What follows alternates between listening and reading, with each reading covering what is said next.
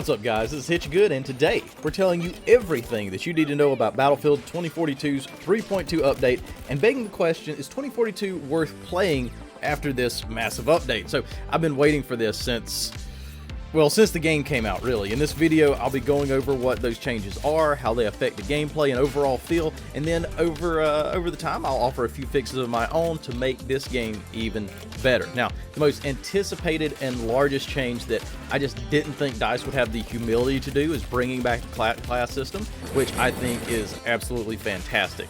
This is significantly changing up the gameplay and feel of 2042, and it's giving each soldier a more specific role on the battlefield just as it used to. But instead of restricting weapons to each class, which I really wish they would, they've decided to just offer up weapon proficiencies that I'll get into a little bit later. DICE is also adding in a ton of gadgets from prior games like the Claymore, the EOD bot, tugs, and several others that I'm pretty stoked about. So let's go ahead and get this thing started, but don't forget to like, subscribe, and also follow me on Twitter, Facebook, Instagram. I'm also on TikTok. All the socials are linked in the description below, so check me out there. But like I've said, in this change, we're seeing certain specialists be restricted to the classic 4-class system that we've always had, and I love it. Just a quick rundown real fast. McKay, Sundance, Dozer, and Zane have been allocated to the Assault class.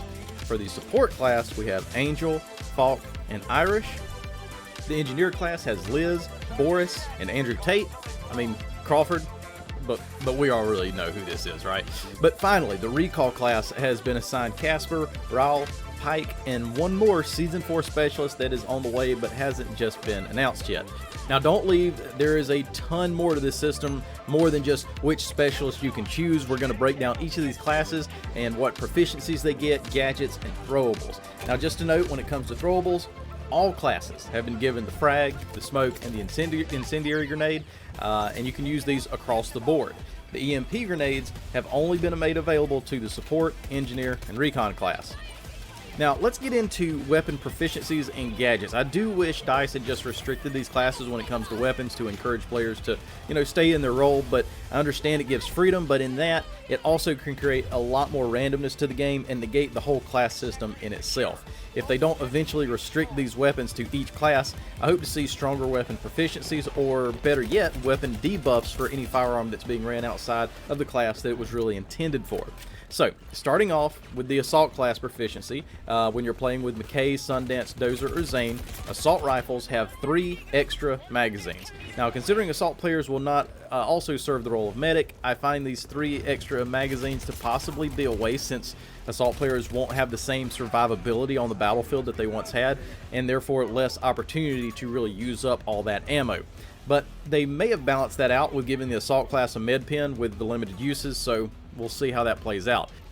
On top of the med pen, Assault players are also granted use of the smoke launcher for advancing on targets and leading the charge. They're also given an IBA armor plate to help with survivability on the front lines, C5 explosive because why not, and this one's a little curious because the M18 Claymore isn't a gadget for rushing or pushing objectives, but DICE has decided to give the Claymore to the Assault class and several other classes as well. If you want to push objectives, get kills, and push hard in enemy lines, grab your shit bucket and choose this class. Now we're seeing some huge changes away from the traditional role of Support class that has normally been known in Battlefield, and even though I usually always prefer and enjoy the traditional gameplay mechanics and balancing, I do think DICE has got these changes right. This being a new weapon class that has never been for Support players before, SMGs are the new weapon of choice for the Support class, with DICE adding a faster draw time proficiency with these guns. SMGs are already pretty awesome in this game, and I think it makes sense for the Support class to operate in this way, especially if they're running medic and are getting right up in the midst of the firefights in order to keep their Assault brethren alive and topped off with health. Now, we've never seen the role of medic, that being the Falk specialist, allocated to Support, but I really do think that it makes sense. Unfortunately, I see a concern that a ton of players are running medic instead of the traditional Support role of resupplying teammates. Hopefully, if it continues to go that way, DICE can maybe offer more XP for resupplying your team. However, I do think that the role of Support player matches up a lot more with the medic, as Assault players were pretty strong in titles like Battlefield 4, having some of the best weapons along with also having ample means to keep themselves and their teammates alive really convinced me to almost always exclusively run either Assault or Engineer back in the day. I do think this kind of solves the mystery as to why DICE are giving Assault players additional magazines, because they knew that many support players are probably going to opt for the medical gadgets instead of the resupplying gadgets. Now, speaking of gadgets, the support class gets the ammo crate for resupplies, medical crate to plop down those chaotic choke points where you're going to rack up a ton of points really fast with those, smoke launchers to conceal yourself while you're reviving teammates, and once again, the M18 Claymore, which I still don't think makes sense for this class either, but we'll get to that later. Now, on to the Engineer class, one of my favorite classes. Engineers will have a proficiency in the LMG class of firearms, which I think makes a lot of sense to swap with the support class in this case, because too many times in older Battlefield titles, SMGs would go to the Engineer class, the submachine guns, which makes logical sense to me, as most tankers are going to have to carry more compact weapons for their cramped space inside vehicles.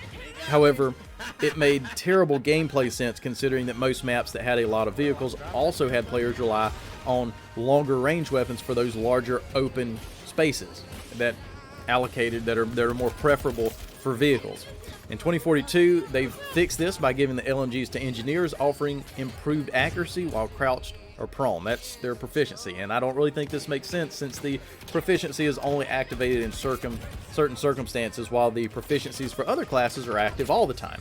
Engineers, being your anti-armor specialists, are going to be allocated with the anti-tank mine to place in those high-traffic areas, recoilless M5, the FXM-33AA missile that locks on to aircraft, the FGM-148 Javelin, which I'm really looking forward to playing with that, and the EOD bot. It's been really cool to see some of these old-school gadgets reappearing in the battlefield. I'm looking forward to all of the EOD bot streaks that we're going to see in some videos probably here pretty soon. I do want to note that if you are using Liz, though, she's going to retain her special ability of having her G84 TGM launcher, which means she cannot equip an additional launcher, which you might think that kind of sucks, but it also allows you to equip another gadget in her loadout.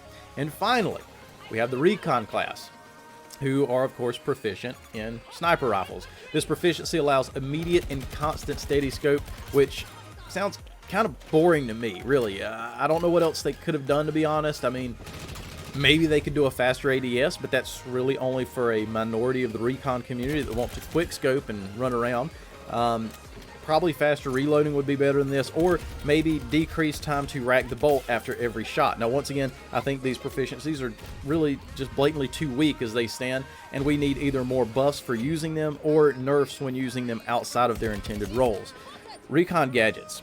These consist of tugs to spot enemies in a local area, which was always a very good recon gadget to have back in the day. The tracer dart gun to help engineers out with their lock-on rockets. M18 Claymores, the only class that this gadget actually makes sense for. Possibly stolen Jeep stuff.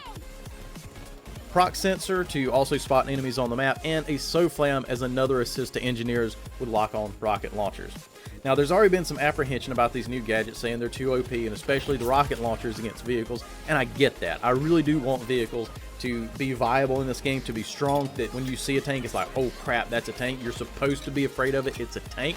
But as it is right now, tanks are not really fun to play in this game. They're slow. They just had to buff to increase the turret speed, which does help. But if a pair of players decide that you're going to die, you're going to die. They're going to take you out really quick. And with everyone being able to carry a rocket launcher, it's going to be imbalanced. But now the class system coming in, it's really going to tamp down on that randomness. It's going to, and it already has, the chaos is going to be brought back together with some structure finally. I think the class system is going to bring automatic structure. You know, we're adding in some really cool gadgets, but the thing is, not every player has access to all of these gadgets like they used to. Now, I say this for all the gadgets except for, you guessed it, the M16 Claymore. I think that those might start to get annoying, but it's a little bit too early to tell right now. Now, hang on with me before you click off, because I do have a few more thoughts on this and a big suggestion of how to really, really polish off this game, and I think it would help a lot. Now, first off, I, as well as the vast majority of the Battlefield community, are super stoked about the class system, even though we should have had this at day one. But once again, DICE's ignorance knows no bounds when it comes to flopping on new Battlefield titles. I really do think that DICE was looking at every other video game out there that was bringing in money and thought, oh, we want some of that money. We want a piece of their pie. Not what we've done, but what they're doing. So they just tried to be a hero shooter, when that's not really what their fans wanted. But the grass was just far too green on the other side, and they couldn't help it. They deleted all the legacy features and tried to capitalize on what others had already created instead of sticking to what they had mastered years ago and innovating within that space. Alright, so let's go ahead and answer the question, is it worth buying and playing now? In the past, I think that they have made some pretty good updates. They've fixed some of these maps. They've added cover to them. They've made them a little more grungy and made for a lot better game flow and gameplay, so you're not just running out in the middle of the field all the time. They just recently fixed the recoil bug, and now it feels a little bit gamey to me, but hopefully they end up, adding some recoil to some of these guns to fix that and balance out some of these changes. So before update 3.2, I'd actually said that it was worth playing. It was worth hopping into and trying out. It was worth your time. But now we have to answer the question, with the class system coming in, is it now worth your money? And that being $70, or if you want to be a baller and go $100 for like the vault or whatever they call it now. I don't even pay attention to it. But if you want to go be a baller and play the $100, that's up to you, but I definitely wouldn't recommend it. I don't think the devs have earned $100 from you or me or any of us. But, $70, hey, $70 isn't quite as much in Joe Biden's world as it used to be, right? So go ahead and spend the $70 if you are really curious about how things are going, but do so with this in mind. You are buying the game in hopes that it continues to get better. I'd say it's now safe to kind of throw your money in there and try it out and hop in. I've been enjoying the game a whole lot, and I encourage you to try it out. And if you haven't, if you have already bought the game, I definitely encourage you to hop in and check out some of these changes. Now, I'm really ready for the randomness to be tamped down on this title, and I've got an idea that you really should check out right here. Click the card above or a link in the description to see the change that could really save this and make it a great Battlefield title. But other than that, happy gaming, God bless, get you good out.